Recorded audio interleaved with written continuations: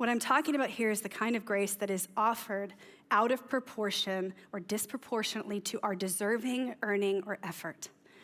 This kind of grace actually dismantles our paradigm for blessing and reward, which is really disruptive. And I think if we allow it to, it will ultimately interrupt our attachment to things like status and ego and achievement and influence, and it will reorient us from the ground up. Priest and theologian Justin Holcomb defined this kind of grace as God's uncoerced initiative and pervasive, extravagant demonstration of care and favor. Grace in the kingdom of God, as we see it in our text, challenges our assumption of what it means to get what you deserve or what you think you deserve. Grace is gift. It, in the language of N.T. Wright, isn't the story of a thing that one person can have a lot of and someone else a little. The story told by Jesus here is one that's meant to flip not only Peter's thinking, but our thinking as well. Jesus, in this parable, is stating that we are not reducible to our productivity. And that often in the kingdom of God, things don't look fair, at least in human terms. It's not based on merit or status or earning, but on the reality that Jesus promises us everything, and at the same time asks of us everything in return.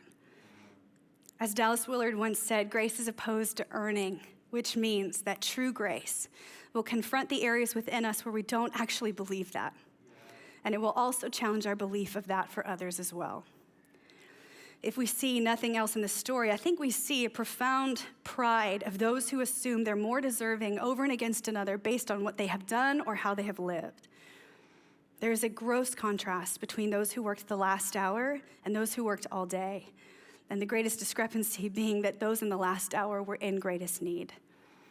And still, it's crazy because we see the frustration and jealousy and complaint by the day workers that the landowner shouldn't show them such generosity. All of this ultimately revealing their pride and inability to see themselves rightly in the eyes of the landowner, as well as their prejudice against those who they would deem less deserving of his grace. Scholar Stanley Hauerwas speaks to this reality when he says, God's grace is the grace of truth, refusing to hide from us the character of our edgy belief of those whom we think undeserving.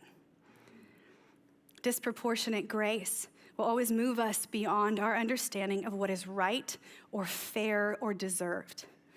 It will never be less than just, but it will often go beyond it, which will ultimately call us to expand our understanding of kingdom justice.